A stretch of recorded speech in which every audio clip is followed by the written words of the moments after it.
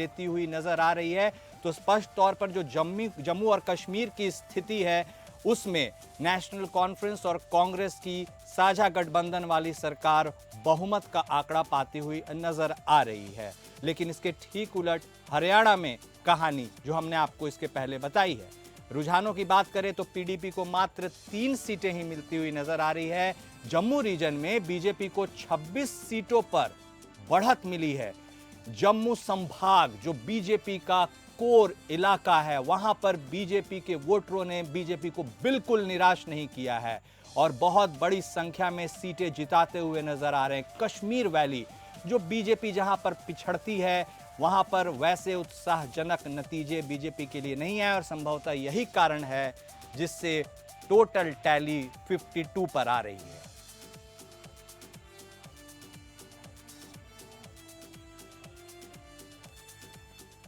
तो लगातार सुबह से हम बातचीत कर रहे हैं आज वाले दी डे की। दी डे इसलिए क्योंकि आज हरियाणा और जम्मू कश्मीर दोनों के नतीजे आने वाले हैं और ये नतीजे राजनीतिक गलियारों में चर्चा का विषय भी जरूर बनेंगे। हमारे साथ हमारे 2 खास सहयोगी जुड़ चुके हैं। हमारे साथ बतौर राजनीतिक विश्लेषक मोहम्मद अमीन साहब जुड़े हुए हैं, तो हमारे साथ वरिष्ठ सहयोगी हमारे राजीव शर्मा जी बतौर इनपुट हेड जुड़े हुए हैं। हम इस पूरी चर्चा को आगे बढ़ाएंगे। सबसे पहले राजीव जी आपके पास आते हुए कि जिस तरह के नतीजे आए हैं या आ रहे हैं वो तो बिल्कुल अप्रत्याशित हैं। यदि एग्जिट पोल्स की विश्वसनीयता की बात करें तो हालांकि हमने पिछले कुछ चुनावों में देखा है कि एग्जिट पोल्स की विश्वसनीयता पर लगातार सवालिया चिन्ह उठते आ रहे हैं। ऐसे में तीसरी बार हरियाणा में बीजेपी की सरकार, वो भी पूर्ण बहुमत के साथ, और जम्मू कश्मीर के लिए भी एक छोटा सा टेक सर। देखिए, ऐसा है कि इसमें जो मुद्दा था पहलवान का, किसान का, वो बिल्कुल नहीं चला और इसका फ़ायदा बीजेपी को मिला है और बीजेपी इसमें अच्छा परफॉर्मेंस करती हुई दिखाई दे रही है। और जहाँ तक आपने सवाल उठाया एग्जिट पोल का या ओपिनियन पोल का, तो उसमें देखिए ऐसा ये क्यूरियोसिटी का मसला है और ये कभी भी इस पर रोक नहीं लग सकती है और लोग हमेशा इसको सुनना चाहेंगे, चाहे वो वोटर्स हों चाहे वो सियासी दल हों। वो सब लोग अपना अपना इसको, उनका स्टेक्स होते हैं, वो अपना सुनना चाहेंगे, इस पर कोई रोक नहीं लगा सकते। सवाल आता है जम्मू कश्मीर का। जम्मू कश्मीर में इस समय डिमार्केशन हुआ है और उसके बाद में जम्मू की कुछ सीटें बढ़ी हैं और उसके बावजूद वहाँ पर बीजेपी को 26 सीटें आ रही हैं। इसमें मेरा थोड़ा सा अलग मत है। पहली बार SC ST के लिए बीजेपी की सरकार ने, NDA सरकार ने वहाँ पर वोट का अधिकार दिया है। वो लोग जो कश्मीर से, पाकिस्तानी कश्मीर से यहाँ आए हैं, अभी तक उन्हें वोटिंग राइट नहीं मिला था, पहली बार वोट दिया। तो ये माना जा रहा था कि उन इलाकों में जहाँ वो लोग रहते हैं उनसे अच्छे वोट बीजेपी को मिलेंगे। अब मैं आपको बताता हूँ कि अखनूर से लेकर के हम सुरनकोट तक की बात कर लें तो इन सब में केवल बीजेपी को 7 जगह, ये SC ST की वो सीटें हैं जहाँ ये माना जा रहा था कि बीजेपी या बीजेपी समर्थित जो निर्दलीय उम्मीदवार हैं वो अच्छा प्रदर्शन करेंगे। लेकिन मात्र 7 सीटों पर बीजेपी वहाँ जीतती हुई नज़र आ रही है या बीजेपी को बढ़त मिल रही है। तो मुझे लगता है कि जम्मू कश्मीर में इस बार जो एक हिडन पॉइंट है या अंडर करंट चीज़ रही है, जो हमने मतदान के दौरान भी देखा, जो जम्मू कश्मीर के कश्मीरी पंडित हैं वो कहीं ना कहीं बीजेपी से नाराज थे और नाराजगी का एक कारण है वो ये कि वहां पर डोमिसाइल राइट जो है वो बाहर के लोगों को भी देने का ऐलान किया गया और कुछ लोगों को वहां पर जमीनें दी गई। कोई इस बात को माने या ना माने, आज भी अगर आप जम्मू कश्मीर के कश्मीरी विस्थापितों से, पंडितों से बात कीजिए तो उनके मन में ये रहता है कि बाहरी लोगों को यहाँ ला करके क्यों बसाया जा रहा है या क्यों बसाने की कोशिश की जा रही है। तो एक ये मेरे दृष्टिकोण से एक ये कारण रहा होगा जिससे बीजेपी को 26 नहीं, मेरे ख्याल से अगर सब कुछ ठीक रहता और विस्थापित ब्राह्मणों, विस्थापित पंडितों के भी वोट मिलते तो ये टैली मेरे ख्याल से 32 या 34 होनी चाहिए थी या उससे ज़्यादा होती।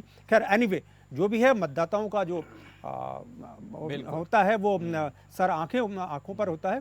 तो ये थोड़ा सा रहा। हाँ, फिर भी देखा जाए तो बीजेपी ने नो डाउट एक NDA गवर्नमेंट ने या मोदी गवर्नमेंट ने या जो है वहाँ पर है, जो भी शासन है, उसने ये तो दिखा दिया कि प्रजातंत्र की जीत हुई है। जिस जम्मू कश्मीर में लोग चुनाव लड़ने नहीं आते थे, जहां टिकट देने और बांटने के लिए सियासी दल निहोरे करते थे लोगों के, इस बार वहां हर सीट पर बम्पर प्रत्याशी उतरे, बम्पर वोटिंग हुई।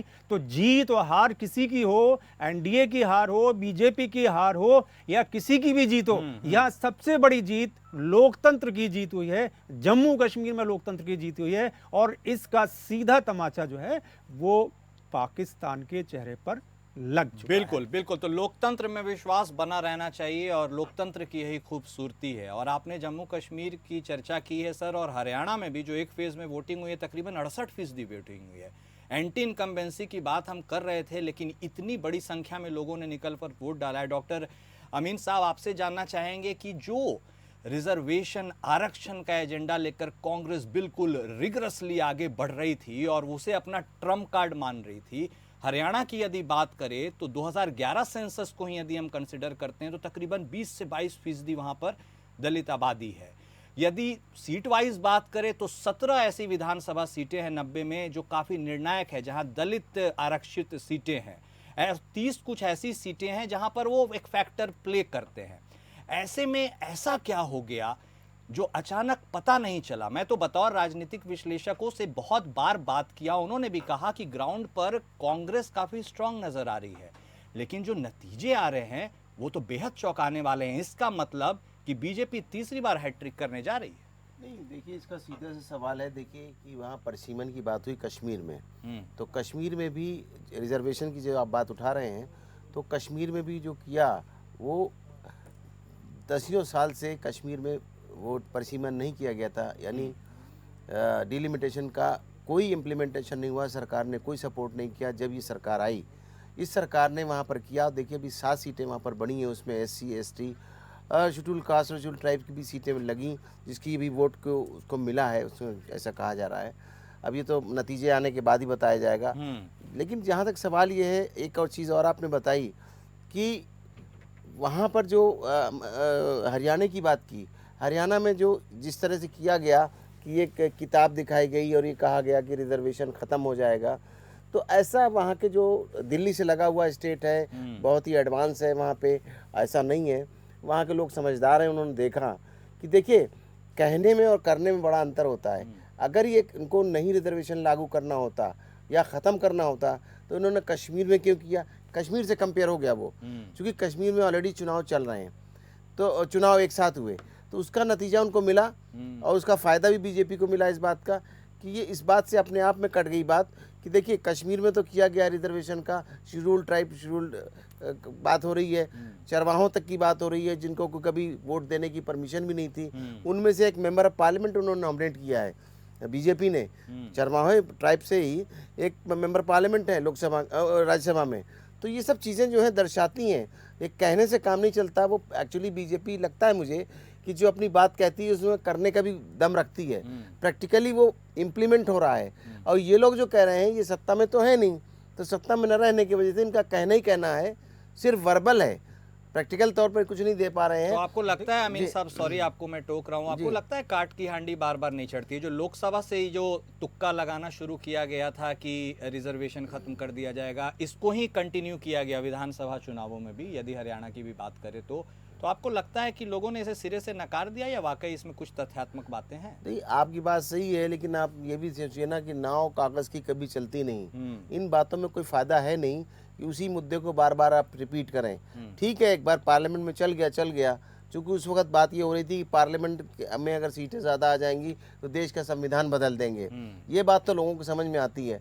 लेकिन स्टेट में कहाँ संविधान बदल देंगे या स्टेट में क्या उस पर अगेंस्ट जाएगा मामला, ये चीज़ उल्टा इनके ऊपर पड़ा है, जिसकी वजह से इनको वोट नहीं मिले। और एक चीज़ और जो स्टार्टिंग में कह रहे थे बात कि ये जो एडवांस में हमारी जो वोटिंग मशीनें बंद होने के बाद, वोट पड़ने के बाद एक प्रचार शुरू हो जाता है कि ये पार्टी आगे आ जाएगी, वो पार्टी आ जाएगी, अपने अपने विश्लेषण देने लगते हैं। उसको मैं सिरे से नकारता हूँ। चुनाव आयोग इसकी कोई रिकॉग्निशन नहीं देता है। मैं समझता हूँ कि लोगों को अच्छा लगता होगा, जो हार रहे हैं या जीत रहे हैं पार्टी वालों को होगा, अदरवाइज वोटर को भी ये अच्छा नहीं लगता कि सर्वे कैसे आ रहे हैं, हमने वोट किसको दिया है, रिजल्ट क्या आ रहा है। अब तो बिल्कुल वो एंटरटेनमेंट पॉइंट ऑफ व्यू से ही देखा जाने लगेगा। एक बात मैं अपनी हाँ राजीव जी, देखिए ऐसा है, जहाँ तक हम जम्मू कश्मीर की बात करते हैं, वहाँ पर नेशनल कॉन्फ्रेंस ने बहुत अच्छा किया है, हम्म, बहुत अच्छा परफॉर्मेंस रहा है। इवन जो रिजर्व सीट्स हैं उन पर भी हम इनकी नेशनल कॉन्फ्रेंस के उम्मीदवार जीत करके आए हैं। एक दो जगह इंडिपेंडेंट में हो सकता है कि वो बीजेपी समर्थित हों, लेकिन नेशनल कॉन्फ्रेंस के मेंढर से जो जावेद राणा हैं वो जीतते हुए दिखाई दे रहे हैं। इसी तरीके से आपके नेशनल कॉन्फ्रेंस के कोकरनाग से नेशनल कॉन्फ्रेंस के, ये मैं आपको जो रिजर्व सीट्स हैं मैं उनकी बात कर रहा हूँ, आप नॉन रिजर्व की छोड़ दीजिए।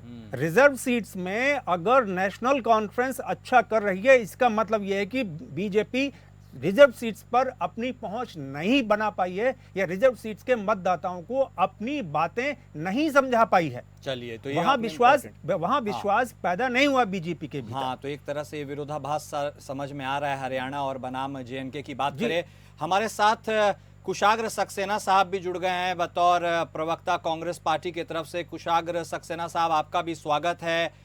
कहाँ आज हम बात कर रहे थे कुछ दिनों पहले तमाम आपके प्रवक्ताओं से कि हरियाणा में तो इस बार कांग्रेस क्लीन स्वीप करेगी, बहुत आप लोगों ने भी कॉन्फिडेंस रखा, लेकिन ये जो परिणाम आए हैं, क्या आप इसकी अपेक्षा कर रहे थे या it is still hard to digest?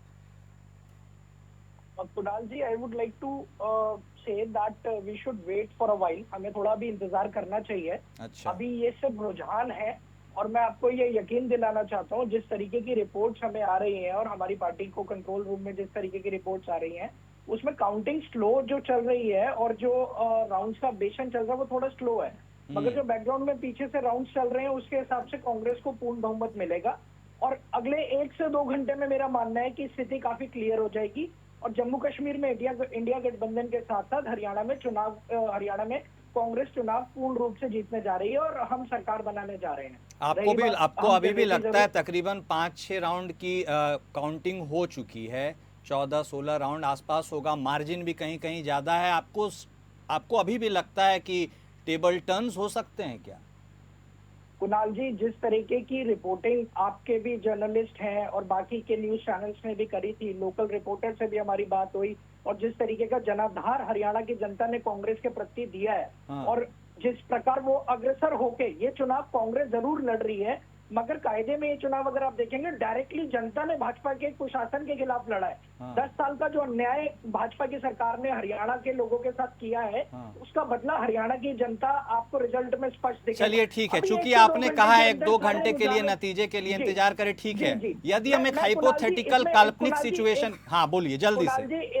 मेरे को 10 सेकंड का टाइम और दीजिएगा। मैं बस आपको ये कहना चाहूंगा कि सुबह से लेके अभी 10, साढ़े 10, 11 बजे तक यही स्थिति चल रही थी। कांग्रेस काफी आगे थी, भाजपा जो कि सिर्फ 9 सीट पर थी, तो आपने कहीं कहीं देखा होगा कांग्रेस जो है 77 सीटों तक पहुंच चुकी थी 90 सीटों के अंदर से।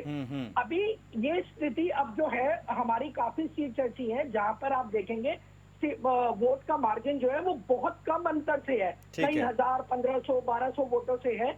और हमारे जो कैंडिडेट हैं, जैसे जैसे राउंड्स बढ़ रहे हैं, हमारी सीट की टैली भी आगे जाके आप देखेंगे वो बढ़ती चली जाएगी और कांग्रेस पूर्ण रूप से सरकार बनाती हुई। Okay, point taken. Election commission के जो रुझान आंकड़े अभी आ रहे हैं, यदि उसको हम बेस माने, आपके नजरिए से एक काल्पनिक बेस भी माने, हाइपोथेटिकली अगर बीजेपी वहां पर सरकार बनाने में कामयाब रहती है तो कांग्रेस की वो 1 से 3 क्या गलतियां होंगी? क्या आपको लगता है कि कांग्रेस के जो आपके हरियाणा के 3 शीर्ष नेता हैं, कुमारी शैलजा, भूपेंद्र सिंह हुड्डा, रणदीप सुरजेवाला, क्या इनकी अंतरकलह की वजह से कांग्रेस का यह हाल हुआ, या वाकई आपको जनता के मन की पता ही नहीं चल पाई?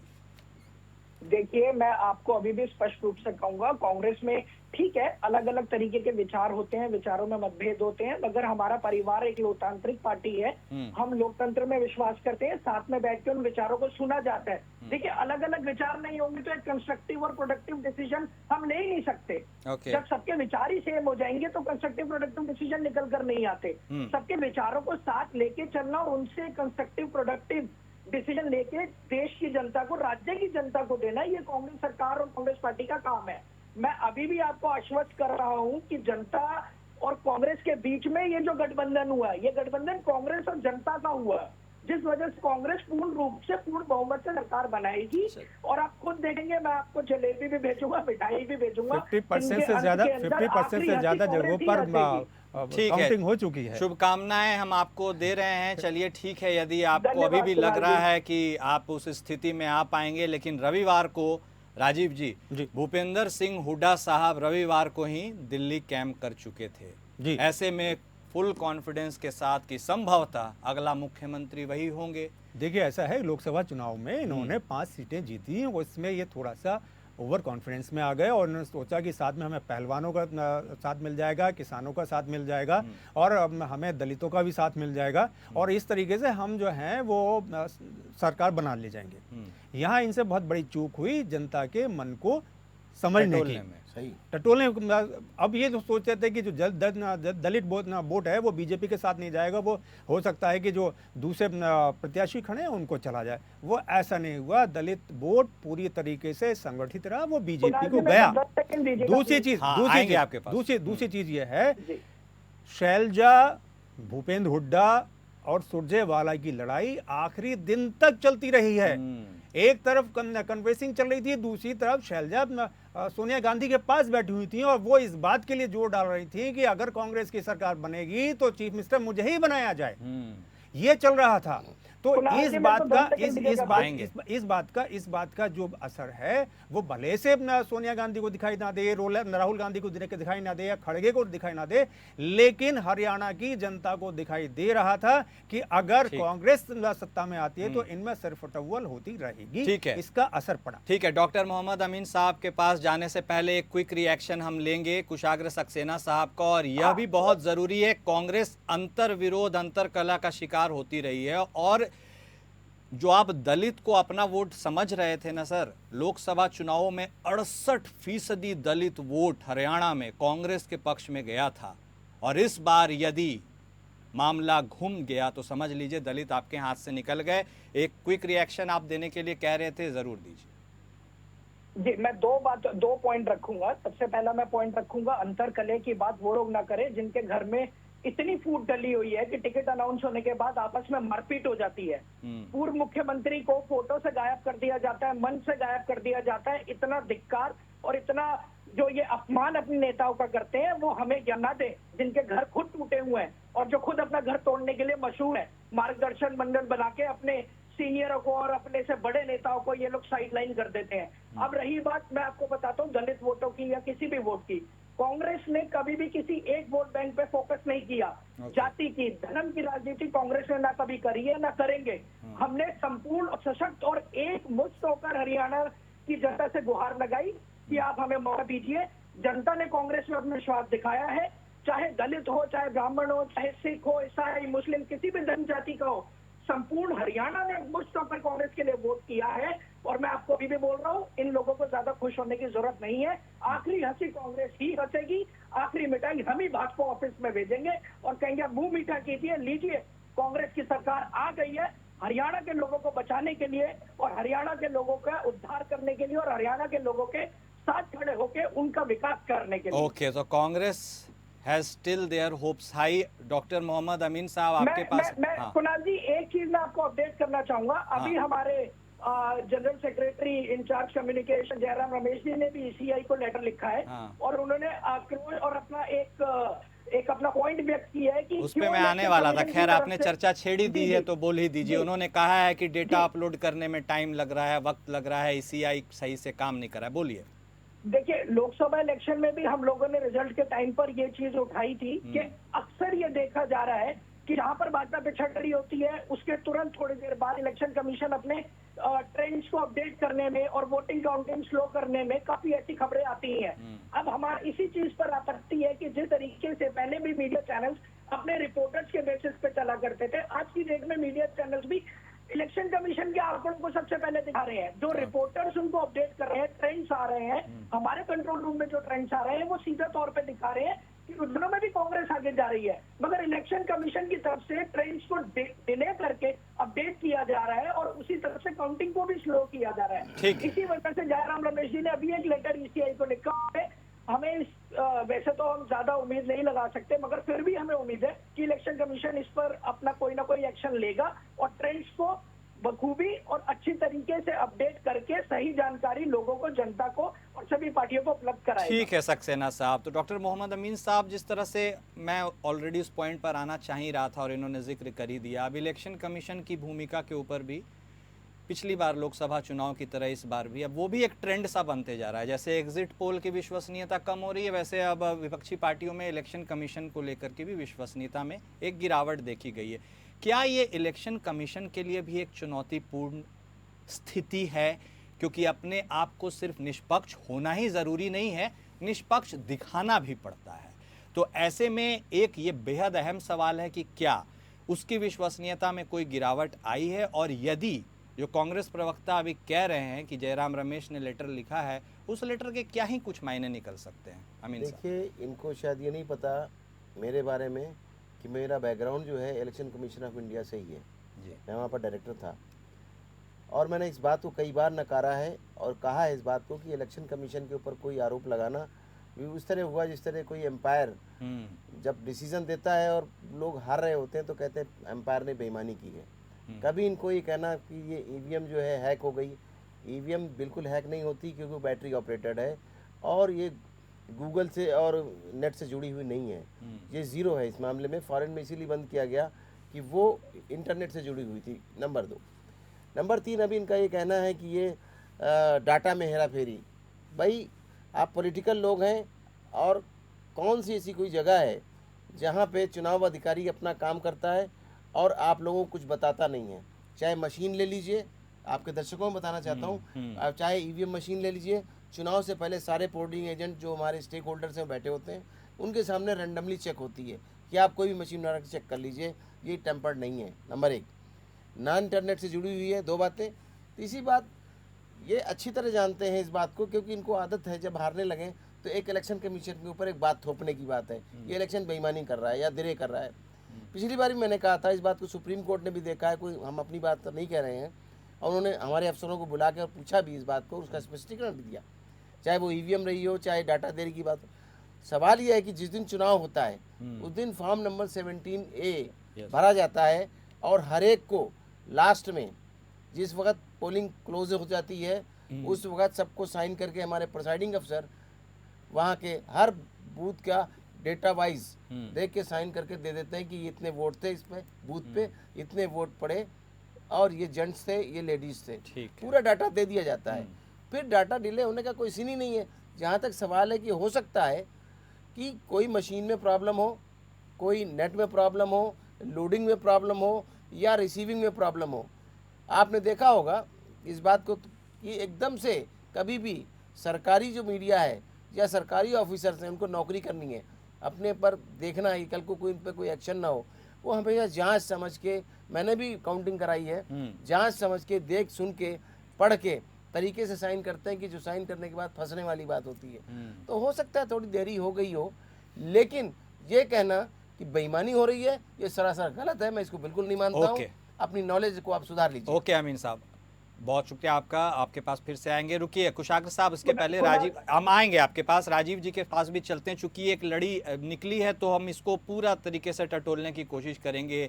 राजीव जी, हमने जब से आज़ाद हमारा देश हुआ, हमने कई लोकतांत्रिक इस ढांचे के अंदर कई चुनाव देखे, लोकसभा के, विधानसभा के, लेकिन ये पिछले 10-15 सालों में ये जो ईवीएम और इलेक्शन कमीशन के खिलाफ जो एक नारा बुलंद हुआ है, जो उसकी विश्वसनीयता के ऊपर सवाल है, ये एक चिंता का सबब हो सकता है। ऐसे में क्या ये वाकई चैलेंज है या फिर इससे कैसे निपटा जाए, इसके बारे में हम आपसे टेक लेंगे, फिर कुशाग्र सक्सेना के पास जाएंगे उनके रिएक्शन के लिए। लेकिन फिलहाल रुकेंगे एक छोटे से ब्रेक के लिए, कहीं मत जाइए, एक वाइटल इशू पे हम बात कर रहे हैं, तुरंत लौट